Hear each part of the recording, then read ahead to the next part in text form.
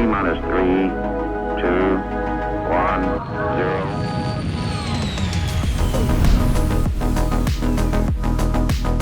0. Hello, space friends. Welcome to another week of Space Games. This week, we're touching on some Starfield. And I have got a good friend, podcast regular, star citizen extraordinaire, Lore Stradamus, TheAstroHistorian. How you doing, man? I'm doing good. I'm tired, and I've just finished my first week of going back to teaching school from summer break. So you guys are already back in school? Yeah, we've been back. I've been back for 2 weeks. This is the first week with kids that we've come back with. So man, I keep getting thrown off by the scheduling and stuff over here. I think they still got like 2 weeks of summer left over here. So I did not realize you guys were already getting them back into school. It's an interesting time to be going back to school like that, right? With everything going on in the gaming realm. Yeah, it's my sleep schedule sucks. I haven't played Baldur's Gate 3 like everybody else has because I'm like I would be dead. I just couldn't, I would not sleep. This would the problem with that be. Yeah, that game sounds like a time sink. Oh yeah. So are you then are you playing anything else, or are you really just focusing on getting back to work and the obvious topic of the day? I mean, I am playing the obvious topic of the day, but but that's a completely different, can't talk about it too much. All I just say is that I have a review copy of Starfield. So this guy is playing Starfield, and he's going to give us all the goods today. So Bethesda employees, if you're here watching and listening, get ready with those emails. Listen close there, Bethesda employees who are watching this right now. I know your secrets. I know Snape kills Dumbledore in the second mission. I know that the whole game is you think you're playing a space game. The first time you get downed, you just you wake up in a cart and you're actually playing Skyrim for the 17th time. This is just a re-release of Skyrim. You've all been fooled. You get knocked out from a spaceship crash and you wake up and you're in the wagon. Yeah. Wow, you're finally awake. No! 10 years earlier. Oh man. I'm excited though for that moment. And I mean, Bethesda's always had that kind of step into the universe moment, and I'm really excited to see what they do with that when it comes to an actual space game. That's exciting. Yeah, it's definitely going to be an interesting attempt, because this is the first time Bethesda's ever done something like this. So, they've done fantasy, they've done post-apocalyptic, but they've never really done the sci-fi setting before. So it will be interesting to see how they pull that off. Yeah, I mean, this is not a small deal of a game. I made a video about this a few weeks ago, and I think this is probably a big part of a lot of people's appreciation for this game. We haven't had like a really big space game in a long time from a AAA publisher. We had Outer Worlds a few years ago. But it's a different style of game. This really feels like it is kind of a special moment for the genre. Do you think all space fans are going to be into a game like this? Yeah, or is it a specific type of person? Based off what we've seen, it's a Bethesda game. So if you like Bethesda games, you'll like it. But at the same time, I think everyone who is interested in space and science fiction will try it, because it's such a big release. They're pushing it so hard that it makes sense to even just attempt to do it. And I want to say that I've never seen a space RPG this done by a publisher this big since Mass Effect. Yeah. It just hasn't existed. We had a space game with Squadrons, but that was done by one of their no offense to Motive, because Motive's a fantastic team, but they're not they had kind of a B team doing this sort of side project. That was the EA published game. EA published game. But I think the closest thing we've had to anything like this is No Man's Sky. And that was an indie team. Just really do not see AAA space-based games anymore. It's hard. So, yeah. As Todd Howard pointed out many times in interviews, it's a hard way that's really difficult to do. Yeah. So for somebody who, I think the biggest thing that turns people off from this game, at least in our usual audience, hello, Star Citizen folks. Hi. We appreciate you, and we hope 3.20 is coming out soon, really, so we can start talking about it more again. Hi. But for people who play something like Starfield or an MMO, the biggest turnoff is probably that this is a single-player game. Is there any angle for somebody who isn't into single-player games who might still be interested in playing this? It's hard to tell because it is a Bethesda single-player experience. It is an RPG through and through. That they have made no bones about it. I think that if you enjoy story-driven games, you'll like it, which doesn't necessarily mean single player. But if you're somebody who's like, I really want to play with my friends in a spaceship pew-pewing, no, I don't think that's not Starfield. But there's a lot of fans, especially a lot of fans of Star Citizen, who are fans of like Wing Commander. So it's like if you enjoyed Wing Commander or Privateer or Freelancer, you owe it to yourself to play Starfield, because I mean, from what we've seen, it always gave me like Freelancer vibes, the with the cutscenes to land and all that kind of stuff. So it does hit that kind of same vibe as the older single player games from Chris Roberts. Oh yeah. It's definitely got some of that DNA from what we've seen. So I wonder.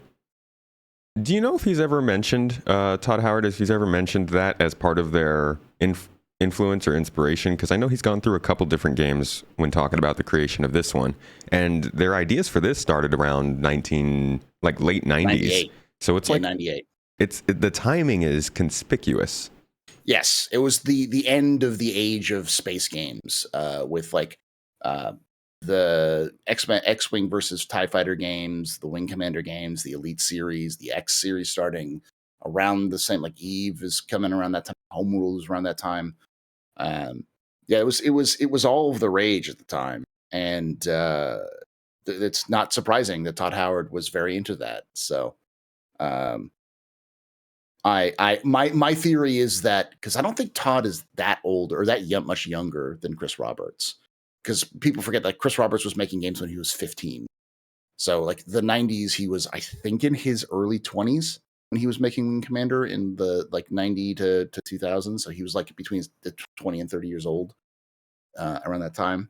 And that sounds about right for what Todd's age was around They those are months, so. 2 years difference. Yeah. 2 years different. Todd's two years younger. So they are cut from the same cloth, honestly. And as game directors, even, the way they talk about their games, there's some similarity there.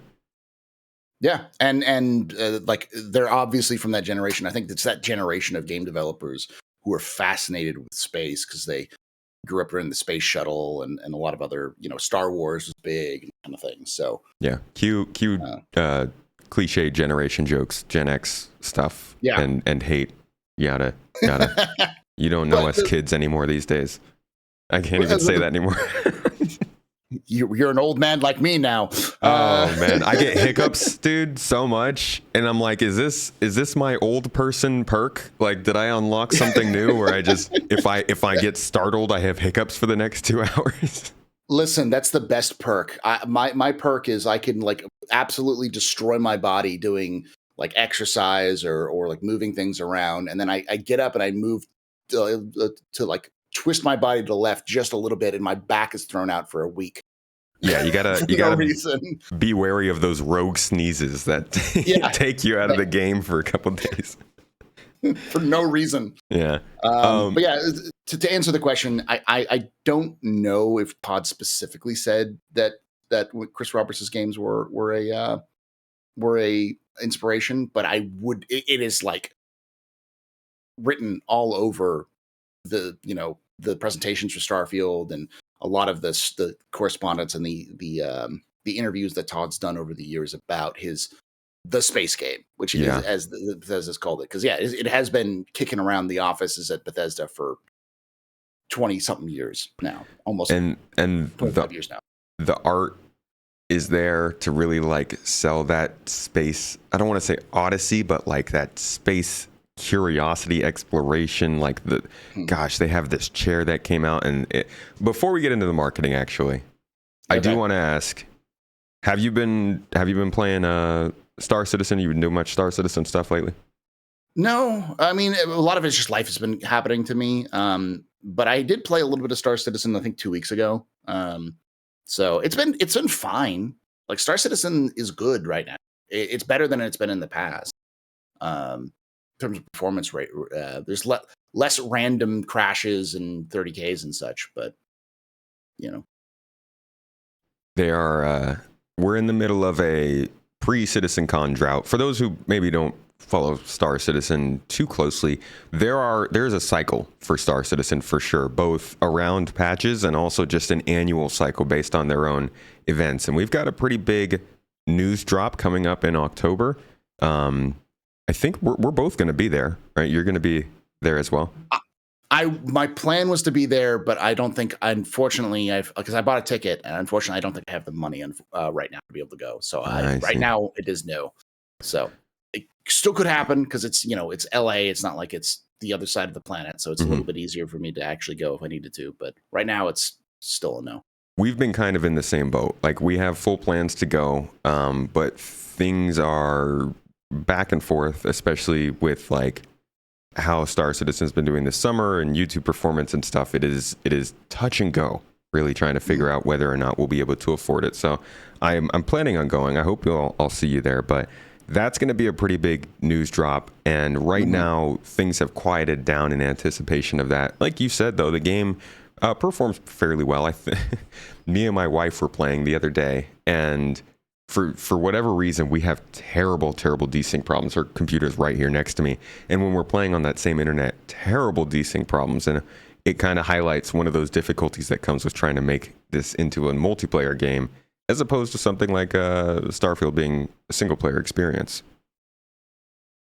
Yeah. I mean, that's one of the advantages of a game like Starfield coming out and being single player is that they don't have to worry about all that netcode stuff. So it becomes a lot easier for like them to cheat on certain things or to make it like really look good and react well. Right. So for those of you who are Star Citizen fans, like a lot of people like to compare Starfield to Squadron 42. Right. Though it's not I don't think it's a fair comparison because Starfield's a space RPG and Squadron 42 is a space action game. So that they're kind of built differently. That's built different. But at the same time, like you'll be able to see in Squadron 42, like a lot of they don't have to worry about server meshing and PES and a lot of the details and like the connection speed, and there won't be a 30K in Squadron 42 because that's just works. So you'll see it like probably from what we've seen previews, it'll be better performance and stuff like that too. So that's something you'll see. The advantage that Starfield has is that it doesn't have to worry about that. You just gave me a really good idea for an Easter egg in Squadron 42, where they have to have a point where like a very important computer or spaceship or some kind of malfunction that changes the story happens, and the error code that pops up is the 30K. It's 30K. They have to do that. Like you can't miss out on that opportunity. I hope they do. I hope they sneak that in somewhere.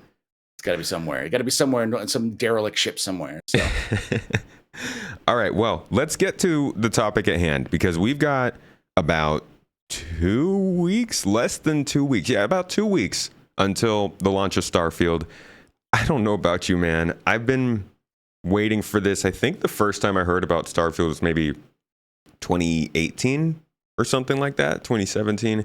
And it was kind of like how Cyberpunk was. A lot of speculation, the random fan art, the obsessive talks about the little bits of details that have come out, and then they released kind of the big reveal. I think it was in 2019, possibly. Gosh, I don't even remember the timeline anymore. But they've been building this very slowly over the last several years, and there were delays, as they probably should have been with the Bethesda game.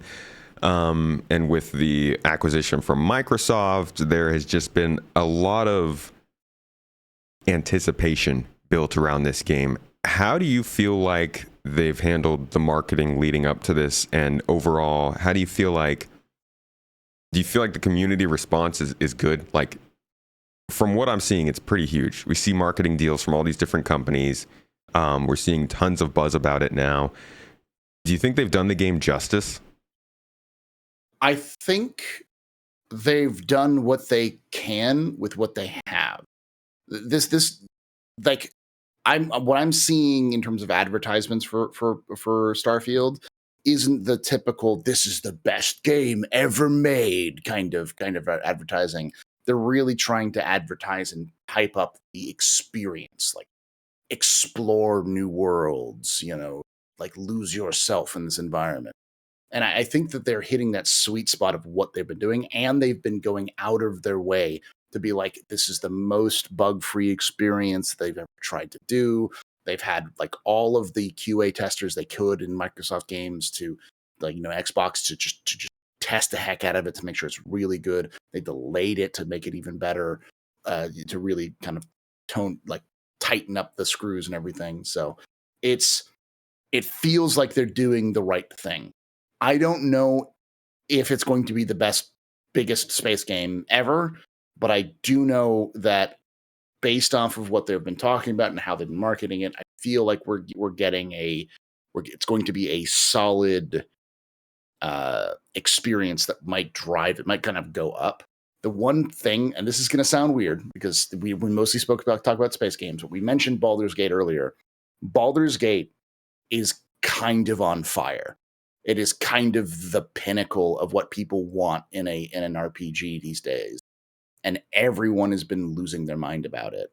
Seriously, so yeah. It's going to get compared to Baldur's Gate, and I feel like it's probably going to come up lacking based off of what Starfield's trying to be, and what it's not trying to be what Baldur's Gate is. It's just two different kinds of experiences, but I think you're just like the hype is going to be different. I think you're going to see a different type of crowd hype it. I think it's going to be a little bit more subtle, I guess you could say. So it's going to be like a build up to it rather than this kind of explosion. Because Starfield doesn't seem to be a new experience. It seems to be what Bethesda does really well, and just that next kind of polish and evolution of their formula. Yeah. So it's not like the next thing in RPGs. It's just Bethesda's latest game. And I think you're spot on with that. Like, the messaging really, I just actually started watching that deep dive again yesterday, and Todd Howard kind of opens up to be like, okay, so we've created these experiences before. You love what we've done before: Skyrim, Fallout 3, all these different worlds that we've created. My personal favorite's Oblivion. I haven't really played all of their games, but I really loved Oblivion. That's what got me into RPGs. Actually, no, it's not. Knights of the Old Republic did. But yeah. Oblivion was there. It was up there. But he says all that, and then he goes to say, and now we're bringing that to multiple planets. Like, they really do kind of avoid this idea of like, oh, we're revolutionizing the game. We're changing RPGs. They don't even come out and say this is the definitive RPG experience. Do you think that's going to hurt it in the long run? Like, are people looking for something innovative, or do you think it's just kind of, we want a good space game? I think it's two different audiences. I think the audience that we talk with a lot are the Star Citizen kind of players, the people who play and enjoy Eve or No Man's Sky or Elite.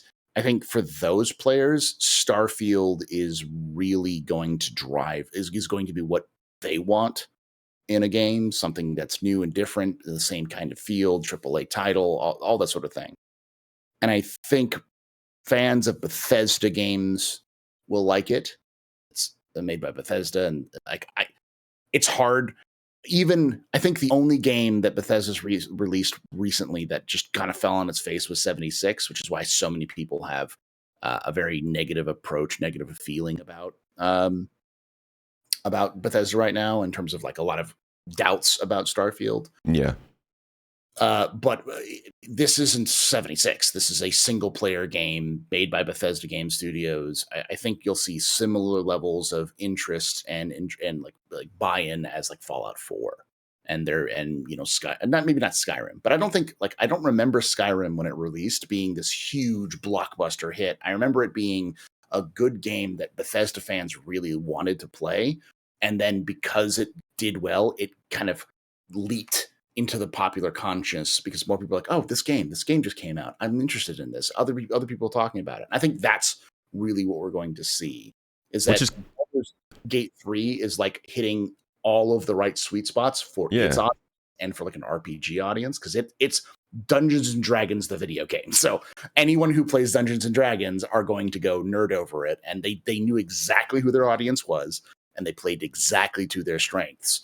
And it is doing well. And I think that's the same thing we're going to see with Starfield, but it's going to be more of a slow build rather than that immediate punch and then kind of dissipate. Just that, and that's probably the reason why they're doing this early launch on September 1st, and then the actual launch I think is like September 6th or September 9th. Yeah, something like that. Yeah. So, do you think that because of the different environment we're in the gaming industry now that it's impossible for a game to kind of do what Skyrim did? Because Skyrim came out, I don't know exactly what was going on at the time Skyrim came out, but like you said, it wasn't like it was a huge, super anticipated title. It was a sequel to Oblivion, which was like I think it was the first Bethesda RPG on consoles, so it definitely opened up a new audience, but I don't think anybody expected it to be a 10-year most referenced RPG game almost ever kind of hit. Do you think that's still possible with a game like Starfield in this environment? It's hard to tell because, I haven't played Starfield.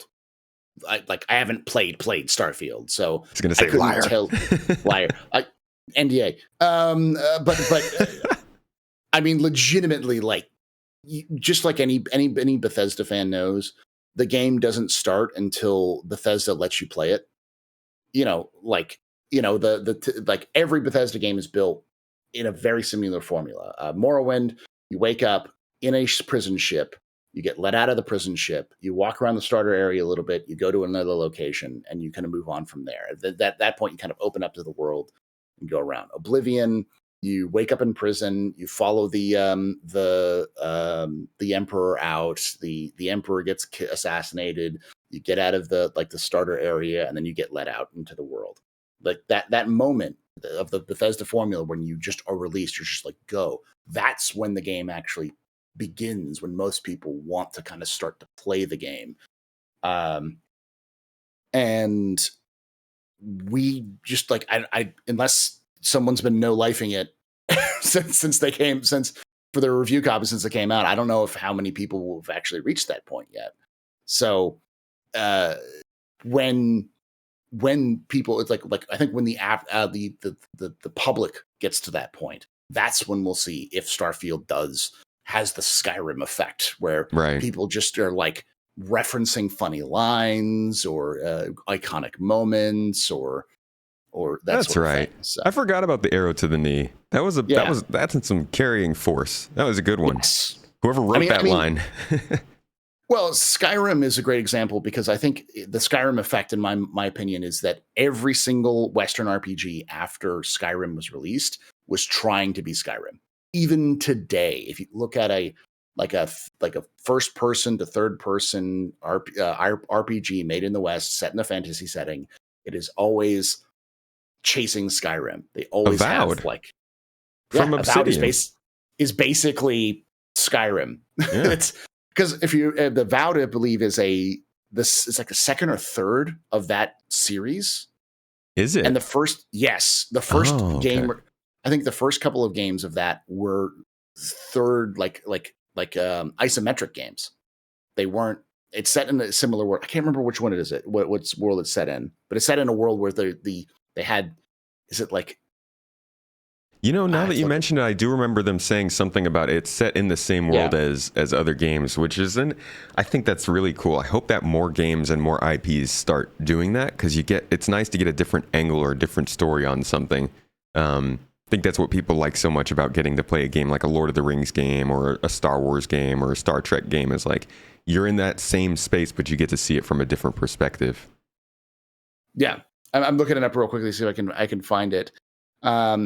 Yeah, because I like a lot of those attempts. Like I think even Bethesda did it with Fallout. Fallout 1 and 2 are isometric games, and then Fallout 3 is their third person and first person experience, and it kind of changes everything. Right. Pillars of Eternity. This is the That's right. That's what it's. Avowed is the latest installment of Pillars of Eternity.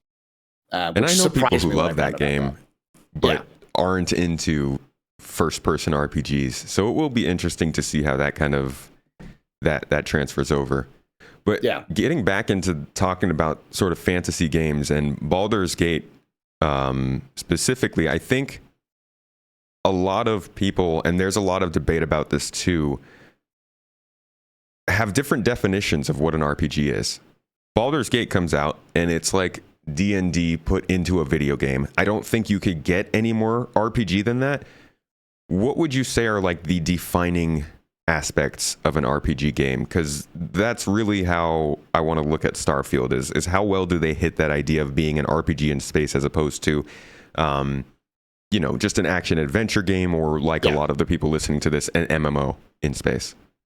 I think an RPG, I mean, everyone who talks about RPGs will say that role playing is the most important part of it, because it's literally in the name, where you can play a role or play a character through this story. But I think modern RPGs are more defined less by the role playing aspect and more by the world that they're in. So if you play an RPG today and you bounce into invisible walls, instantly people are going to have problems with it. If you have a tiny little play space, or like it's made to look bigger than it is, but it's actually not really that big, I think people will have problems with that. If you start seeing repeated lines or repeated textures or like a lot of those, it's the how much time and energy did the team actually produce to make the game, that really kind of sets it off. Because I think speaking of like Baldur's Gate, there are so many different moments where things happen in the background, where characters are doing things and who you're talking with and how you dress. Like that was the thing I saw, was like how you dress. If you're just naked, like characters will talk to you differently depending on if you're naked or dressed or what you're wearing or who you have in your party, and all those sorts of things. It's funny because that's actually one of those things that you see people complain about with Star Citizen whenever they talk about things like your hygiene or how you dress affecting the way that people react to you. People are like, we don't need that in games. That's too detailed. And that is one of those kinds of things that people look for in terms of like your scale of experience in an RPG. Mm-hmm. Yeah. And I think that's really what we'll be telling is, if going to Aquila City feels fundamentally different from going to Neon and from going to New Atlantis, from going to, if I find random research outposts in the middle of nowhere, and if it looks almost identical to random research outpost in, 4 systems over, with just different stickers attached to it, I think people will go, that'll kind of turn them off. Yeah. And the thing is that Bethesda doesn't really do that. I don't think really they do a lot of those repeated textures. Every so often they do, like the Radiant quests are the problems, the another settlement needs your help problem. But I think like that's really what people are going to look at Starfield and judge it on as a RPG, is how much of the world feels like it's been attempted. It's like it's been done intentionally. Yeah. How much can your experience change compared to somebody else? And compared to different areas? It is a big deal, and it's really noticeable. And like you said, it sort of goes back to how much time did they spend on the game. which I think is the hard part. Because like you were kind of describing RPGs, they're basically, at this point, they've become the most, for lack of a better word, bloated games in the gaming space. We have games like Assassin's Creed, I mean, really Ubisoft RPGs in general, which is what worries me about the Star Wars RPG coming up. But it's all about creating a sense of scale, putting in a lot of time, and that kind of flies in the face of what drives games forward these days, which are investors, shareholders, and corporate powers trying to get the most money out of their game. So then you come to the question of, well, how are they going to make their money back if they're spending 6 to 10 years working on this super in-depth world, and then they release the game and there's no other monetization method besides just people buying the game, which we all know won't be the case. But yeah, that's kind of the problem with RPGs. Do you think that a game like Baldur's Gate, which is being renowned for not having a lot of other monetization methods, is going to be something that companies still look to try and replicate, given it might not make as much money as something like another game? I think so, but I think the problem is, and I think this is something that Bethesda does very well, is well, they do pretty good. I don't think they do very well. Microsoft does it very well, because you and I are both Halo fans, so we know what I'm about to say is true, which is the way I think games like Baldur's Gate or Starfield or Avowed or any of the other sort of RPGs that are coming out these days, the way that they really make back their money is merchandising and IP, like really breaking out that universe to be more than just a video game. And, Halo is infamous for this because, Halo came out, it had 3 novels written for it within the first couple of years. It's got comic books, you have full-blown like side stories, it's got an in-depth lore that's super deep, and like at this point I don't even know how many Halo books there are. I'm sure there's like 30. There's so many now, by like 4 or 5 different authors, so, and about various different aspects of the universe. There's the TV series that was released, so I think like if RPGs are super expensive to make and hard to make, what you really need to do is invest in the universe you're creating, and that becomes a lot easier to sell that sort of idea to people. And I wouldn't be surprised if we saw Starfield get the similar experience, because even the Elder Scrolls has novels that are written about the different time periods in the lore and stuff like that. There's an entire novel series, I think it's a trilogy, that takes place between the end of Oblivion and the beginning of Skyrim. So Starfield getting books would not surprise me. Starfield getting spin-off games or plushies or little robotic, Vascos, little mini, your personal Vascos, the little robot walking around, for like a toy. People love those sorts of things. I think that's really where, if you're trying to invest in something that can't be monetized through the nose, is where you kind of make a lot of that. It's not as immediately money making, but I think it makes more money over time, and it gives you that capital of controlling, like gives the Harry Potter, the Star Wars, the that sort of thing. Like Harry Potter and Star Wars didn't have DLC as movies. They had to rely on their universe pulling their people to come back and buy merchandise and buy other things like that. And I think video games don't do that as much. And I think if, again, like I said, that's probably where you'd find a lot of that money making opportunities for video games. But that's a good point. It's also risky. They're learning. I think we've seen, like, video games are an art form, just like movies, music, TV shows, and they're really starting to figure that out for themselves. I think we're still dealing with a lot with like that weird money hungry phase where they don't know how to make that money, and they don't quite they don't have a lot of trust in the process that you're talking about.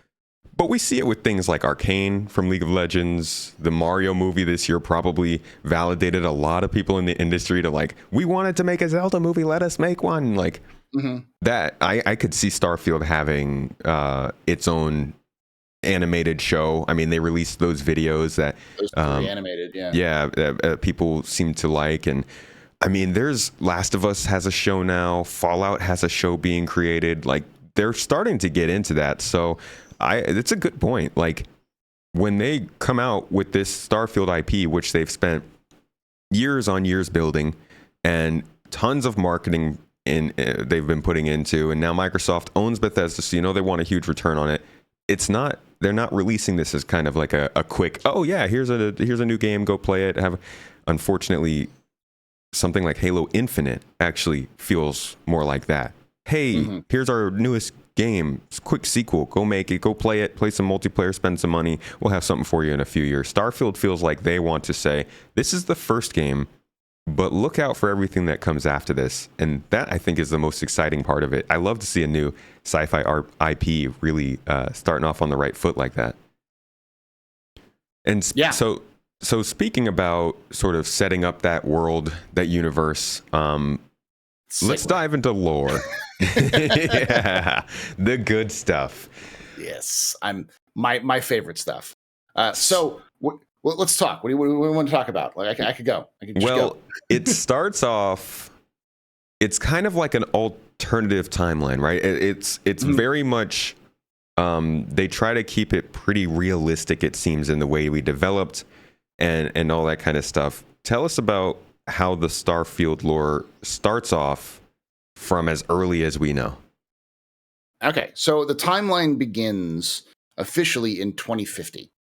And 2050 is when humans first reach Mars. And by 2100, humans are living in the solar system. We've kind of expanded out into the solar system. And between 2100 and 2150-ish, humanity starts to develop what we know today in the Starfield universe as the graviton loop array, which is or graviton, or is it gravitation?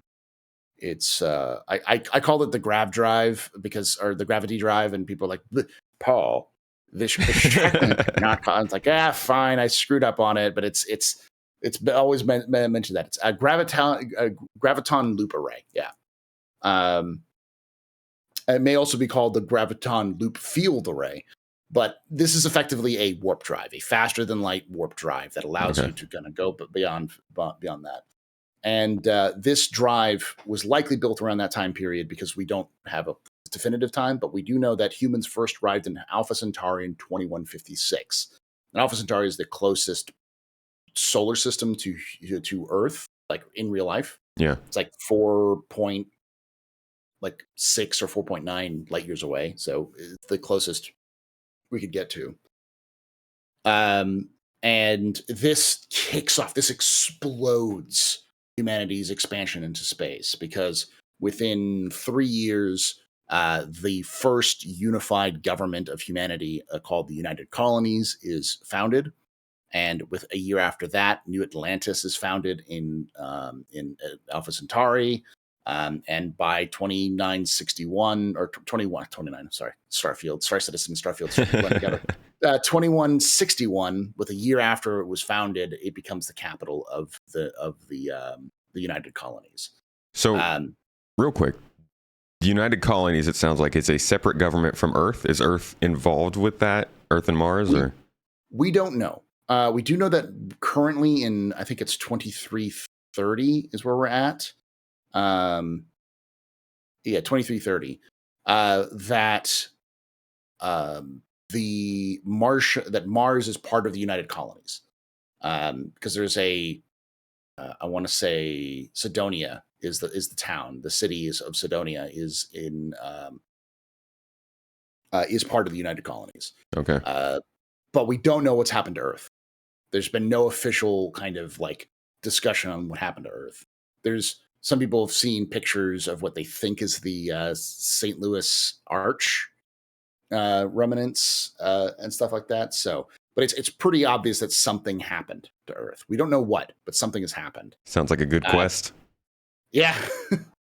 But to kind of put this into context, the United Colonies is founded in 2159, and the other major faction is born within 17 years. So like humanity goes from having from getting to Centauri in 2056 to having multiple major factions being founded in space across this like 50 light year bubble of human space in decades. It's just super fast. Classic humanity. Yeah. So the graviton loop array seems to have just absolutely sped humanity.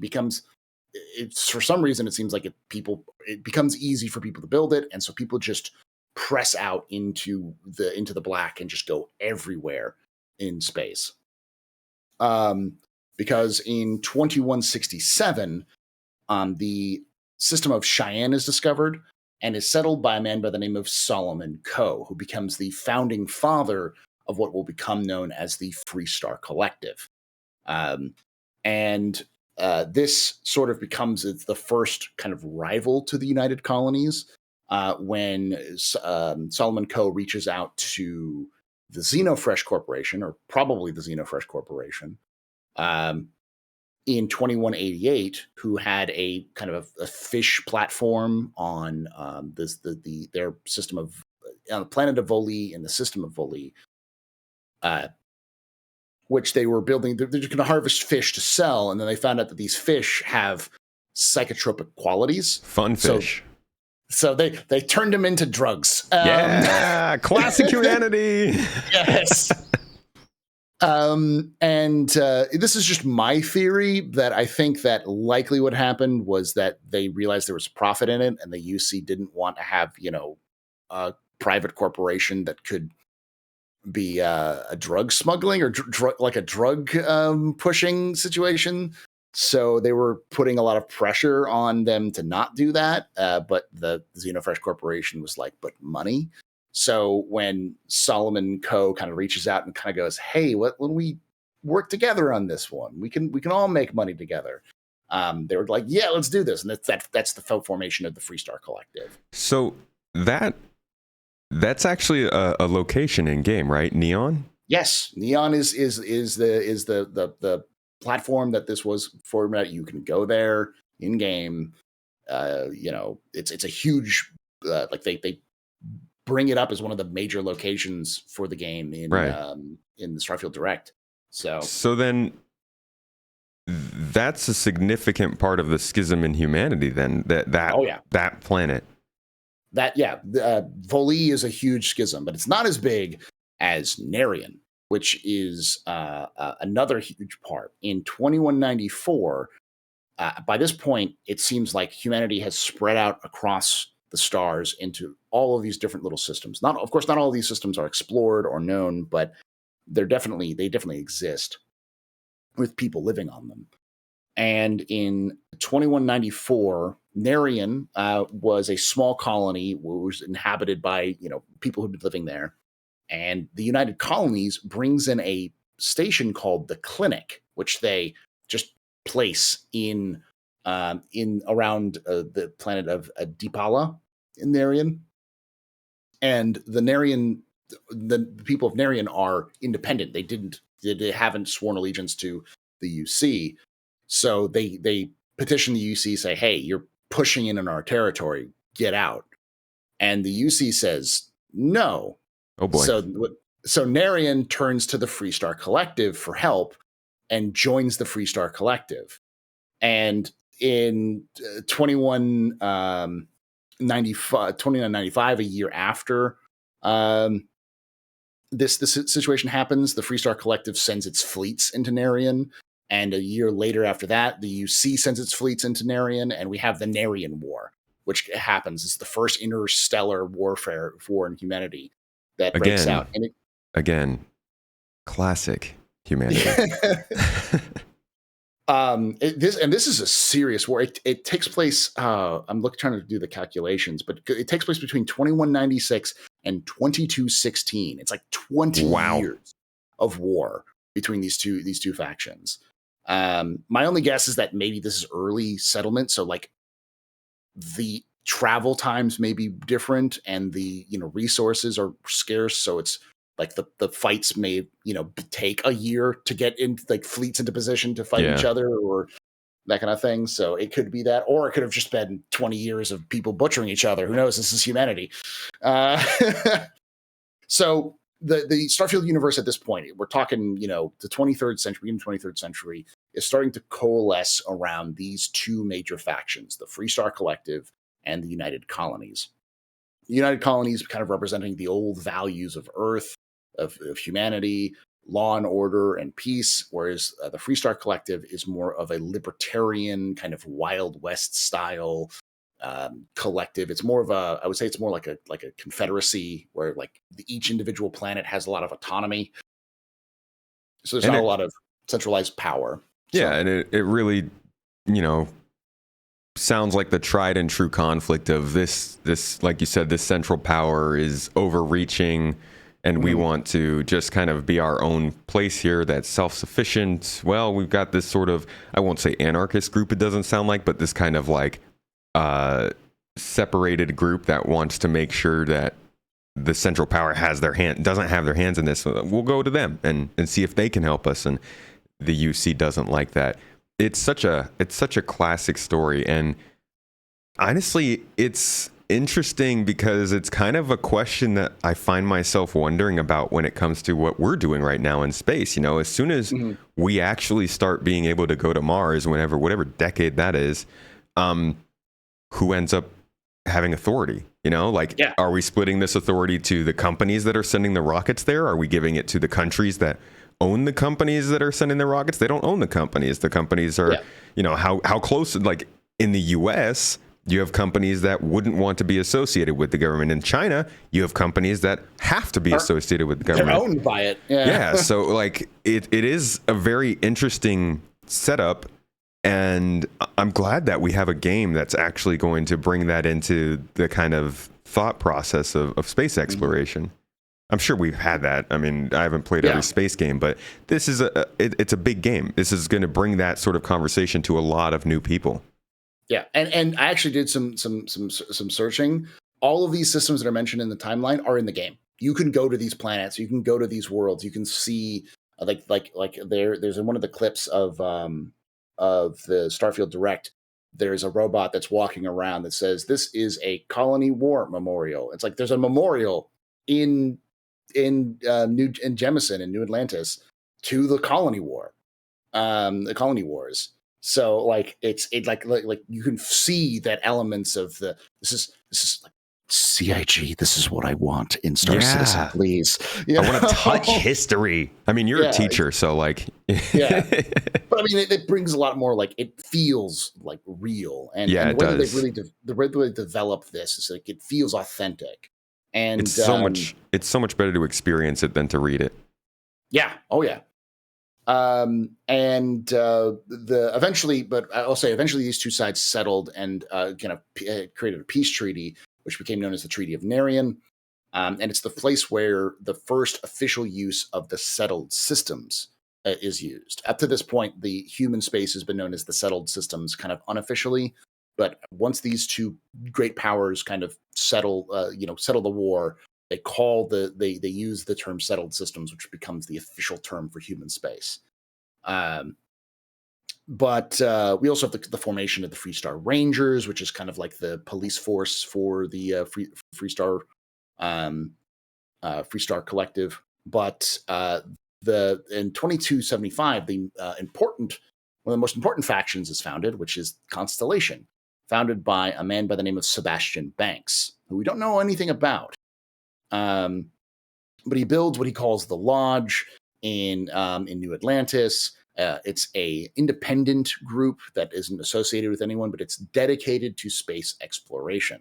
And he brings in scientists and philosophers, and it's kind of like the old Explorers Club of the kind of Victorian era, where you see people who are trying to challenge the universe, but it's much more quiet.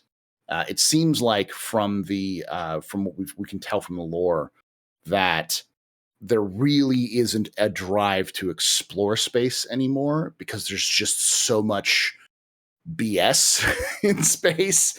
Because since the colony, since the war, the Narian War, there have been the foundations of the cult of Varun, which is this mysterious space cult that worships a great snake. There is random spacers who are trying to do things. You've got the Crimson Fleet, which is kind of a confederacy of pirates that are trying to push themselves around. You've got the Ecliptic mercenaries who are kind of going on their own, kind of like a rogue state almost at times. So there's all these different groups which are vying for control and power over these systems. That Constellation is kind of like this optimistic kind of throwback to the heyday of human exploration, where it's like, hey, Right. we're here to explore the universe. And that is the main organization, which in the game you work for, is Constellation. So by this point, they've gotten to this phase where the excitement of spreading out has kind of worn off. Everybody is in this sort of atrocious power struggle just to solidify their place over the next millennia for humanity. Yeah. And then you've got this group that's kind of like, remember why we came out here. Remember what we were doing. Like, let's continue to push forward and see what else there is to find. Exactly. And of course, while this is going on, the peace is tentative, but the Freestar Collective sets up a farming operation on a planet called Vesta in Lunara, and the UC sees this as a violation of the terms of the treaty, and the colony wars begin in 2308. Gosh. When the UC shows up, and it says on the timeline, I quote, "After the diplomatic talks stall, the UC besieges Vesta and kills all of its defenders and those who came to try to defend it. And the colony war begins." So brutal conflict. We actually kind of see a little bit of that. In the animation, there's an animation where you see like a young girl, or a young person, I should say. A young person is staring at a statue, which I believe is, I think it's supposed to be in Cheyenne. That's supposed to be Solomon Coe. And you kind of get a flashback of her parents, or their parents, who are fighting in mechs. And I lost my mind when I saw the mechs. I'm like, yes, mechs! People love their mechs. Yeah. I'm honestly, I don't care that much about mechs, but I've definitely seen the cries out for mechs, and it's going to be a mod if it's not just some DLC at some point. Oh, it's going to be a DLC. I mean, they put it in the animation for a reason, and it looks cool because it kind of looks like an upscaled version of the unique robots that they have, like Vasco. It's kind of like little spindly arms and they reminded me a bit of the Matrix Revolutions mechs. Yeah. So like we kind of see that, like, how brutal the colony wars are. But in the middle of all of this conflict, Constellation finds something. They call it the artifact, but all we know is that they find it and they immediately store it in their archives. They don't really write about it. They don't study it. They just find it and throw it into an archive.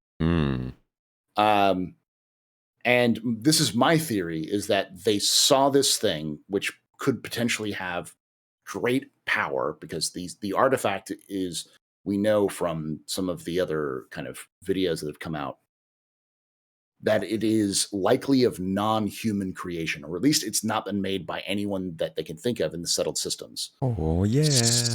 So you put yourself in the Constellation shoes. You are a dedicated exploration society.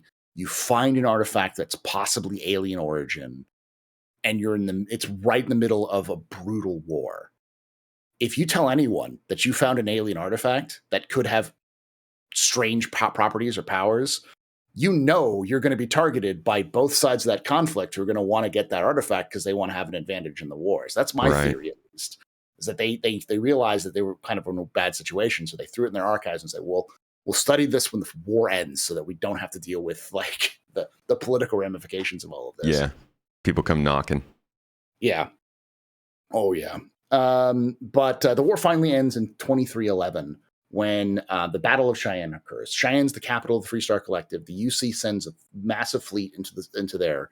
But the Free Star Collective uses a combination of military ships and civilian militia to hit and run on the UC's main military fleets and end up destroying the fleet, or at least crippling it to the point where they couldn't actively fight, which effectively loses the war for the UC. Wow. So, yeah, they get beaten by a bunch of farmers with pitchforks.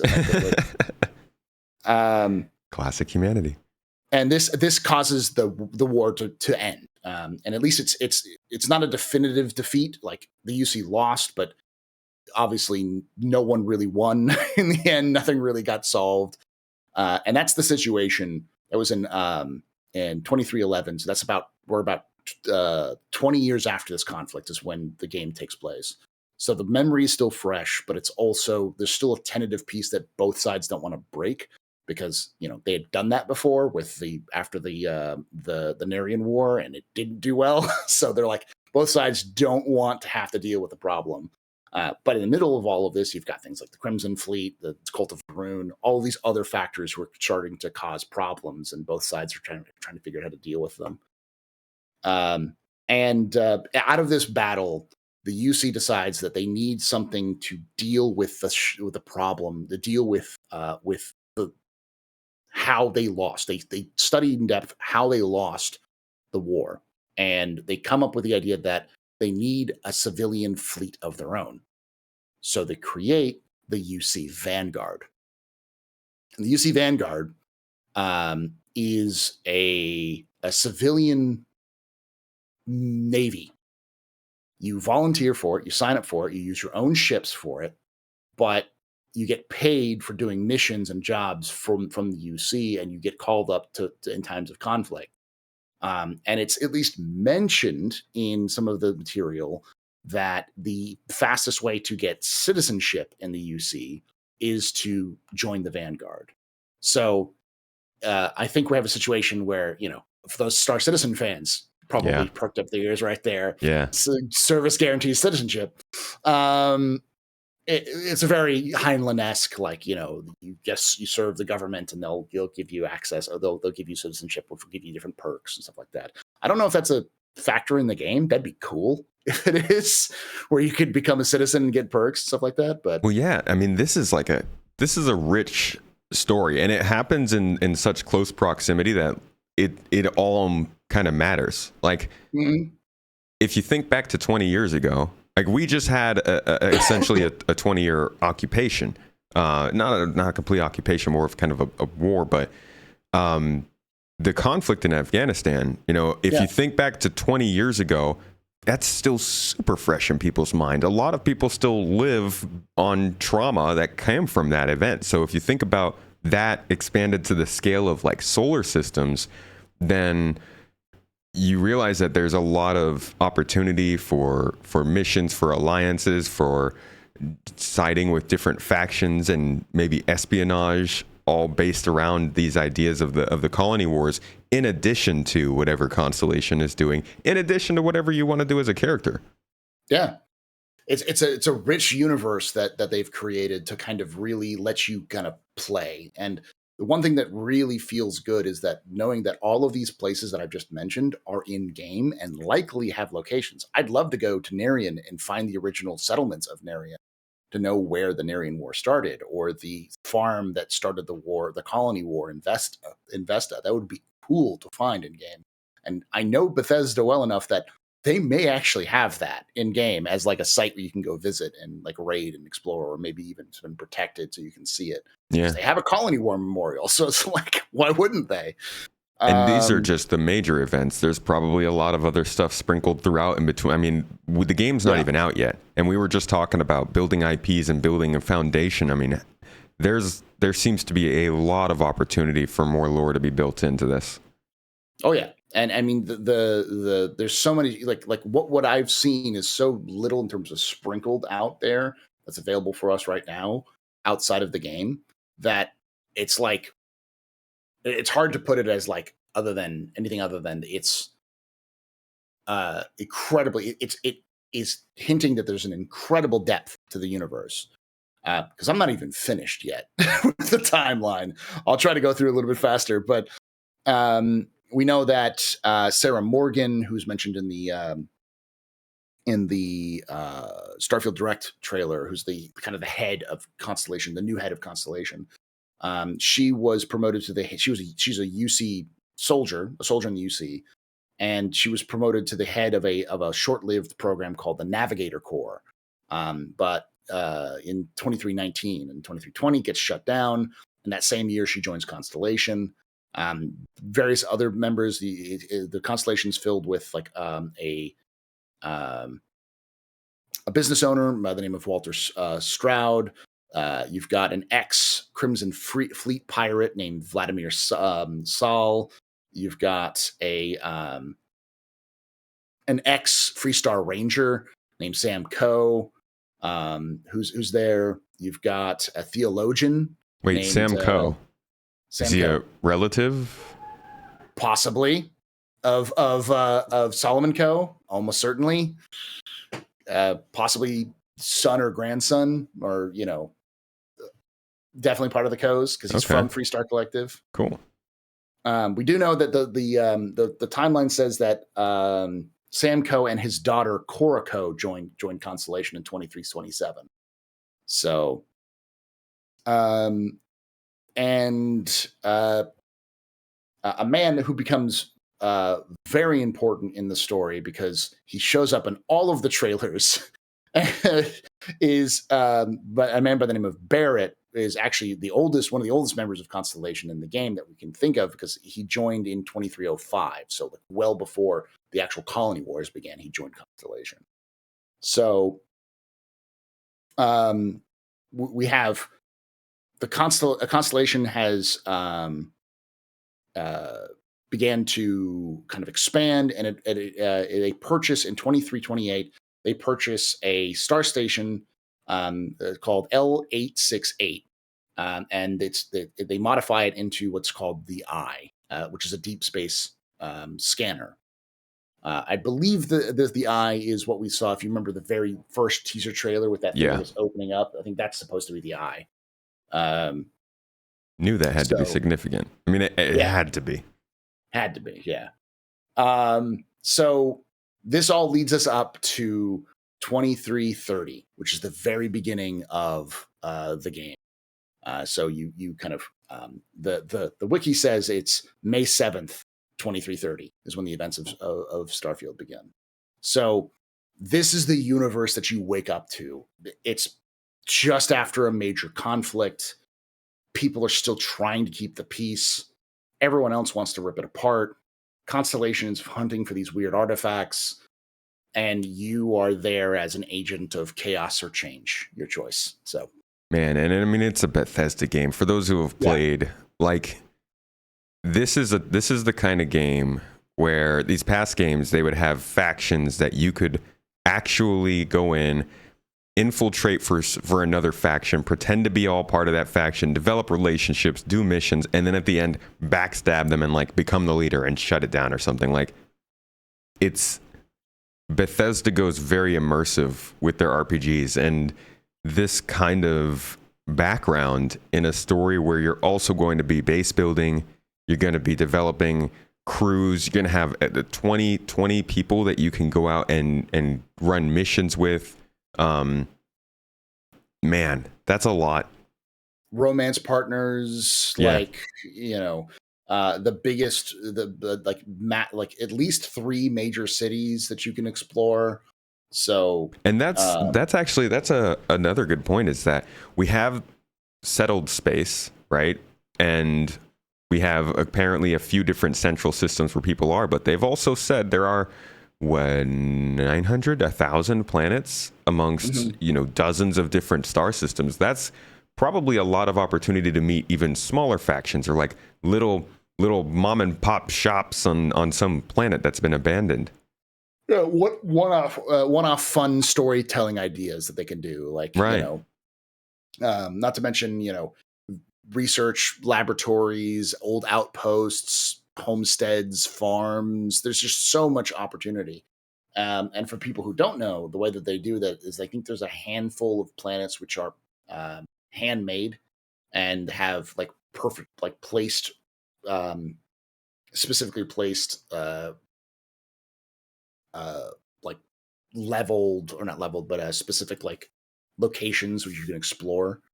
And the rest of it, like most of it, is just procedurally generated. So as you go to a planet, say there's a planet, just come up with a name, Planet Bob in the star system of Yes. So you go to the Yes star system and you go to the planet Bob.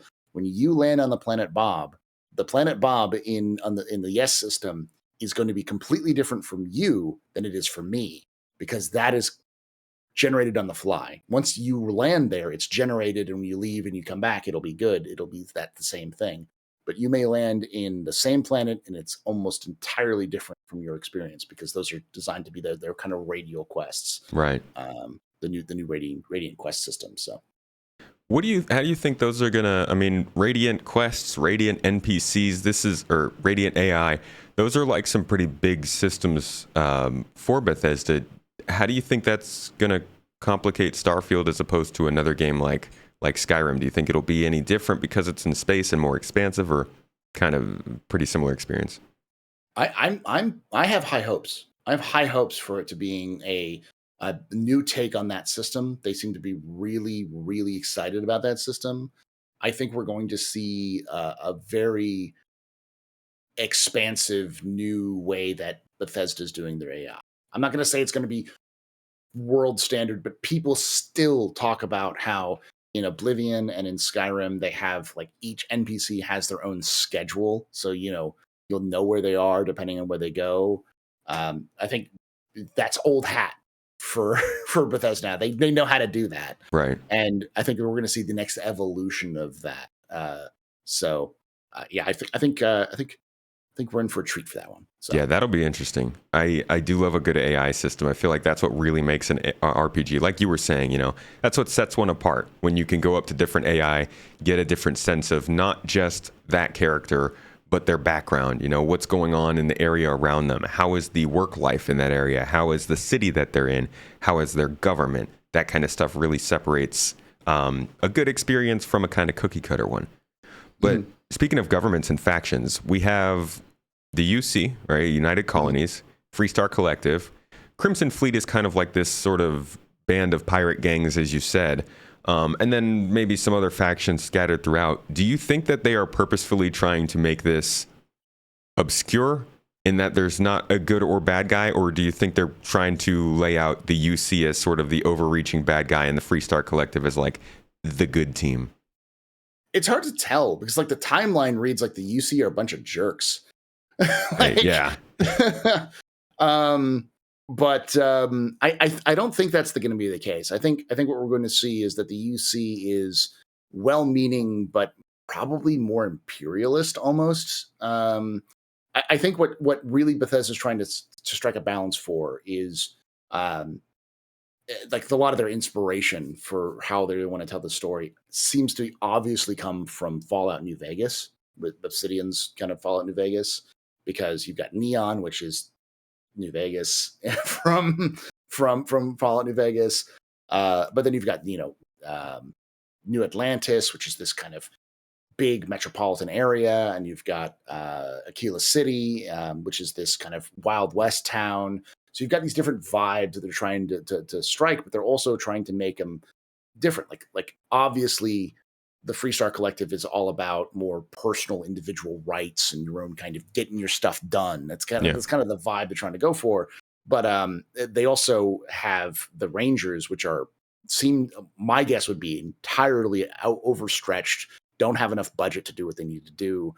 So there's lawlessness everywhere. Like we know, for instance, that the Crimson Fleet has basically been acting without any kind of stops. They're just going roughshod over the Freestar Collective space. They're not keeping them in check, but the UC is, because the UC is spending money on military, on fleets. They're using the Vanguard. Like, they've got these systems set up specifically to check those sorts of activities. So the UC is safer, it seems like, but they're also more controlling, more dubious and devious. They have more of that kind of like, we're going to get what we want. Right. Whereas, you're more free in the Freestar Collective. You're also more at risk. You're more in danger. Yeah.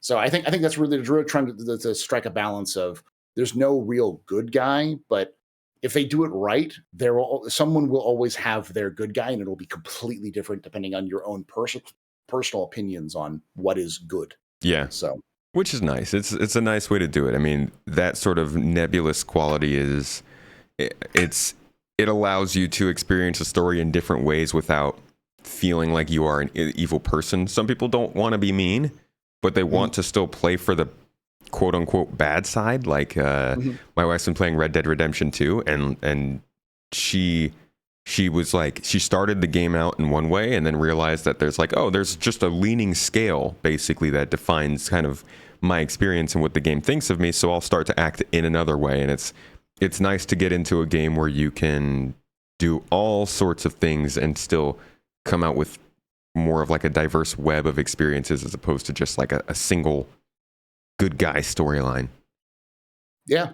The only thing I'm a little wary about when it comes to the storytelling and gameplay aspects is the Bethesda kind of everything can be done thing. Like the classic Skyrim or Elder Scrolls thing, where you can be like the head of the Mages Guild, the head of the Fighters Guild, the head of the Thieves Guild, the head of the Assassins Guild. Like, you're the head of every single major organization in the region. It's like, and it doesn't conflict with the fact that you're also, opposing organization.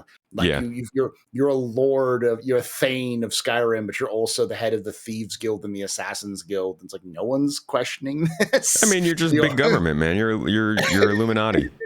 Yeah, you make it rain and control the weather. Yeah. Harp. But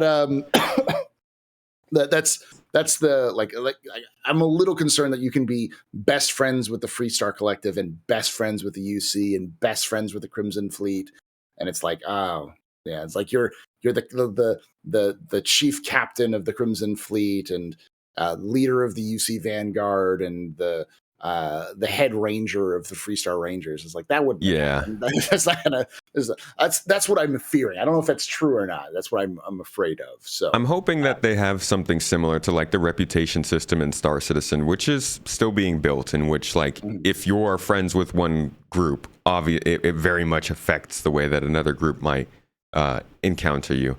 But I also then hope that it's not just like you automatically get favor with this group, which means you automatically lose favor with the other group. Because like I was saying earlier, you want to be able to be undercover. You don't want them to know everything that you've done on another planet just because you've done it and the game knows, right? Yeah, exactly. So it's really deep in the lore. I am excited to see how this plays out, especially with these different factions. Honestly, when it comes to an RPG, we've come back to this a couple times now throughout the show. Building a differing experience in the places that you go and the people that you meet and the things that you do is the most important part of an RPG for a lot of people. And you might take an RPG like New Vegas, like you've been saying, Skyrim, or we could take something newer, say Elden Ring, maybe. I guess I don't know if Elden Ring counts as an RPG, but generally, you split the areas, you split the experiences. Space feels like it would give them a larger ability to do that, right? More space, you have separate planets, you can go even further than if somebody was just playing on a continent and they were going to different cities. Do you think that'll add to the experience? Like the actual idea of going to space, do you think that will fundamentally change how the game feels compared to something like Skyrim with just different skitties? Oh yeah. It just I actually was lamenting about this on my on the office hours the other day, which was fantasy is a dime a dozen. Everyone does a fantasy. Like you could, it's almost cheat code where if you're doing a fantasy story, if I say elf, there's an elf in the room. Yeah. In a fantasy story, you probably know what I'm talking about. I don't have to describe what an elf is, what a dwarf is, what an orc is. So it's so much easier to kind of tell those stories, but as a result, it's kind of samey. It's one of the reasons why you have like a billion different Skyrim clones out there of people trying to do that Skyrim thing, and it's why it's so hard for those to stick out. It's like, it's one of the reasons why, like, say, The Witcher really stuck out to people, because it's really well made, but it's also a universe that's not filled with, elves and dwarves, and, they exist and they're there, but they're not like the main focus. What's a Witcher, or what all these different universes, like it kind of expands it out and does something a little different with that sort of fantasy trope style. Yeah. And the sci-fi doesn't have that. So as a result, it's less popular because people can't lean on those tropes a little bit more, even like audiences. But it also means it's got a lot more freedom. And the idea of like people derisively calling this Skyrim in space, like that's a good idea. Like no one's tried that. No one's tried Skyrim in space, so why not? Yeah. And I think that alone will make it stand out from its like fantasy counterparts. So It really, man, it's like I have skipped so many games over the last few years that got a lot of attention just because they didn't have that sci-fi setting, and I feel like there's so much potential for making the template for a good sci-fi game. Like you're saying, fantasy games, elves, dwarves, orcs, magic, swords, bow and arrow. Like, yeah, we have some idea of the sci-fi stuff. I mean, I'm not saying that we haven't dove into sci-fi hardcore, like you said, in the 90s with things like Star Trek and other IPs getting really big. They set the stage. But in terms of games, it seems like there's so much that you could do. I mean, we compare this to Mass Effect. Mass Effect and Starfield are pretty different games from what, like, in terms of what they went for the experience. Mass Effect is, I would say that was like an opera, like a space opera. Whereas this feels a lot more like a craft your own story kind of thing. Yeah, this feels, Starfield seems to be more like a throwback to the old school, like Morrowind, Oblivion style games. Like, ironically, things like Neverwinter Nights or Baldur's Gate 1, where you're playing a character in a universe that you just happen to be, controlling. And there's a story and you kind of play that, but you don't have to. Whereas like Skyrim was much more of a smaller experience. It was more focused. And it was less focused on the role-playing aspect and more of the power fantasy aspect. So the way this seems to play is like Mass Effect was a space opera where you're being tossed around the universe and saving the universe, and stopping the interstellar Cthulhu-esque monsters coming to destroy the universe. And Starfield doesn't feel like that's the main focus of the story. It feels more like you are a person in a spaceship who is on a mission, but it's not the end of the world. You're not running around to stop the Reapers. There's an artifact, man. Go find some artifacts. Hang out. Yeah, maybe pick some flowers. It feels more like you're a chess piece on the board, and obviously there's some level of, oh, you're special, you're gonna save us all going on. Yeah. But like you said, with all this lore that we've been going over, there's a lot of complication and a lot of focus on, I guess, kind of the political and military upheaval between different factions than there was with Mass Effect, which, like you said, is Cthulhu-esque. Yeah, and just alone, like that alone, like no one says Star Trek and Star Wars are the same, right? You can tell the difference between Star Trek and Star Wars. Yeah. but people will confuse references of Lord of the Rings and you take Dumbledore and you take Gandalf and say which to somebody who doesn't know those two franchises and say which one is which. I can almost guarantee you no one will know. Like people will just be like, they're wizards with white beards and tats. I don't know. Just be like, Dumbledore was that guy that was obsessed with the ring, right? Yeah, yeah, exactly. But then, you take Jean-Luc Picard and Luke Skywalker and you say, which one of these is Star Wars and Star Trek, people will be like, even if they don't know it, they'll know like, these are two different franchises. It's they'll probably be more of a like, oh, that's Luke Skywalker because he's got his laser sword, or that's Jean-Luc Picard because he's bald and has the funny uniform or whatever. like there's unique styles that can kind of bleed through a lot more with science fiction. And like the with Starfield specifically, they talk about the NASA punk aesthetic. Like that alone makes like the high science fiction kind of with like particle accelerator blasters and sleek form-fitting sexy armor of Mass Effect versus the like you're in a clunky spacesuit that looks like it came straight out of a almost diesel punk universe. Yeah.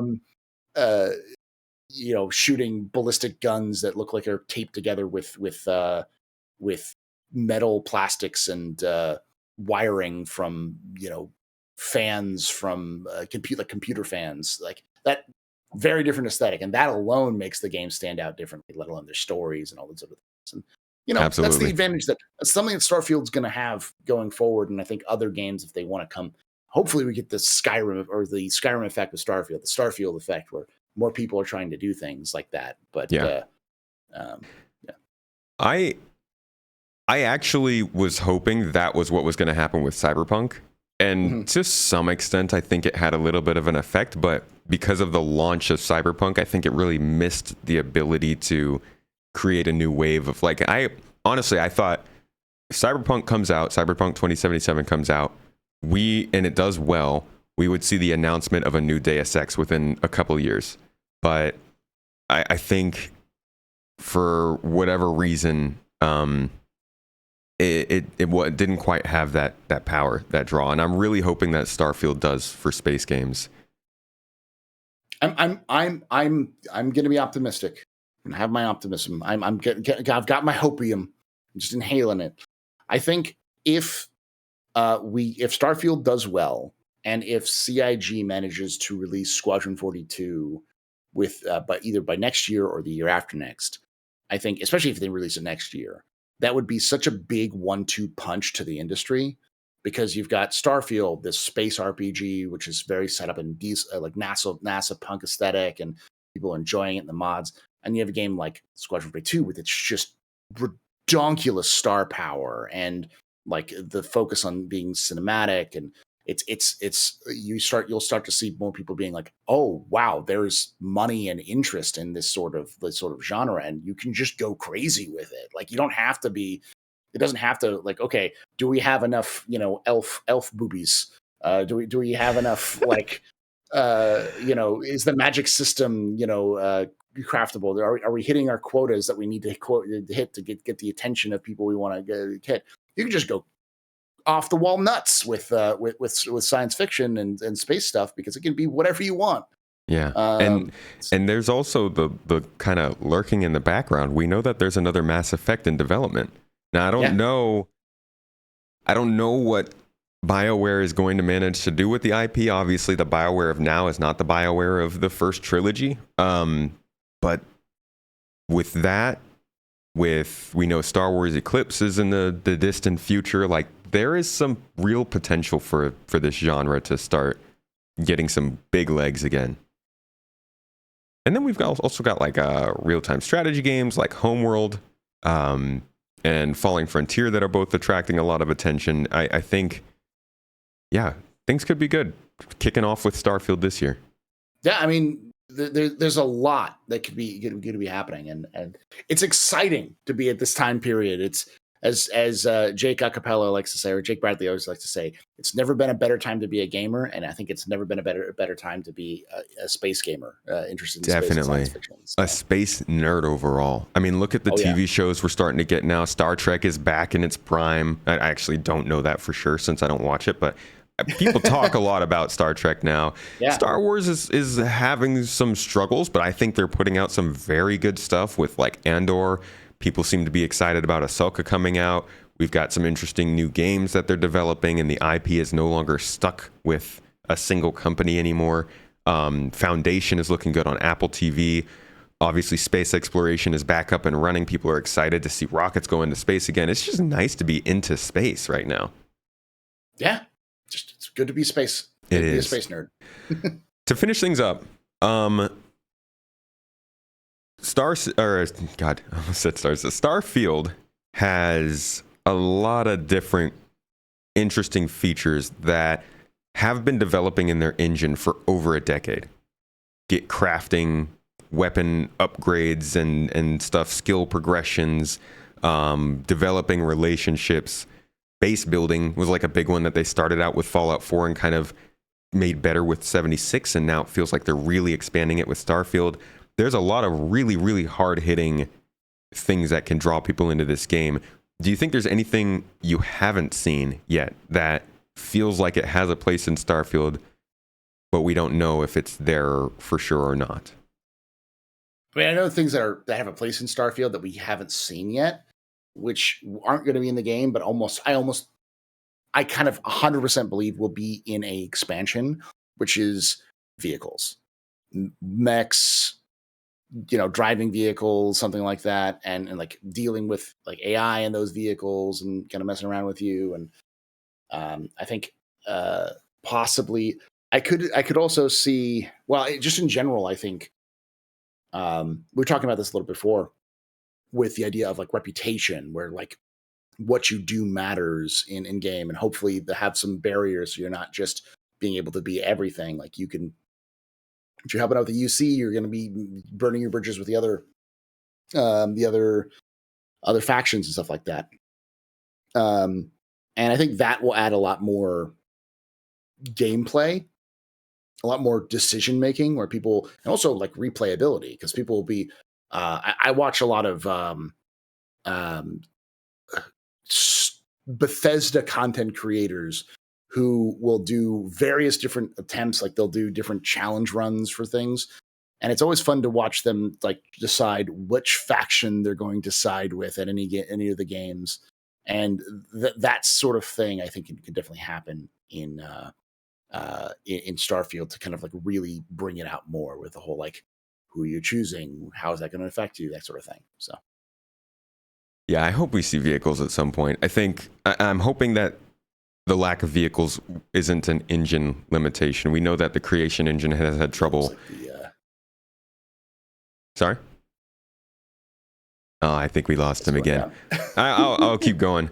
I do hope that the engine isn't a limiting factor in vehicles, because we do know that one of the things that used to get pointed out with the creation engine before were ladders, and ladders are that was a funny point. We do know that ladders are in Starfield, but there is something to be said about being able to move across planets quickly, and how those planets would load in. And I'm just hoping that the creation engine isn't something that would keep vehicles from being in the game. I do hope that's something that we see in the future at some point for exploration purposes and whatnot. Yeah. Oh, yeah. And the other thing I said before we went all wonky there for a moment was also like the replayability of the game. Yeah. Because Bethesda's always had a level of replayability. So like, whose side are you going to side on for which run you're going to do? But I think the level of options that you could do and the level of the like where you could go are so high. I think this is one of those few games where I don't think you'll be able to play every part of the game in every single run through. There's an infinite number of combinations, but on top of that, it's not going to be one of those games where like, oh, well, I have to get all the achievements, so I have to kind of like grind my way through it. It's like, no, you'll have fun doing those sorts of things, and everyone's experience will be unique and different, which is very cool, especially with the procedurally generated planets. Depending on where you go, that's a very unique aspect. I think that aspect is something should be highlighted pretty well for that sort of thing. So yeah, I think that's going to be a very exciting part of this game. All right, AstroHistorian, thank you so much for joining me for this talk through. That was we got that lore done. I'm even more excited after this now than I was before, because I didn't realize how much depth and how many little pockets of opportunity were placed throughout the game based on the lore and the setting and all of that stuff. So yeah, there's probably a dozen, if not 100 different smaller factions that exist in this lore as well. So right, it's a good thing I was already at danger of overhype, because now it's I got to keep it in check. I do really hope that I'm excited for this. I don't know about you, but I'm going to be playing this nonstop in September and probably throughout the rest of the year, alongside obviously my other stuff, my other content. But I'm really looking forward to this game. We've been waiting for a big sci-fi space RPG for a while, and this one seems to be coming at the perfect time. Thanks again for joining me for this one, Historian. Could you let the people know where they can find your content for Starfield and other games going forward before we sign off? Twitch.tv/TheAstroPub, YouTube.com/TheAstroPub, and YouTube.com/TheAstroHistorian. In fact, I'm going to be doing a Starfield timeline, kind of a full, kind of condensed thing this weekend, if I can try to. If I need sleep, and work is kicking my butt, but it'll be out soon, so check that out for that. Well, thank you for spending a late night talking about Starfield on this podcast. The time difference is crazy, folks. I'm in Turkey. He's in Texas. It is early morning for me. It is late at night for him. I guess it's now early morning for him as well. Early morning for me too. Yeah. So I'm going to let you go. Thanks again. Go check out his content. We will have more Starfield episodes probably in the future, and more content coming out from both of us about the game. Hope you enjoyed this one, folks, and I'll catch you all next week.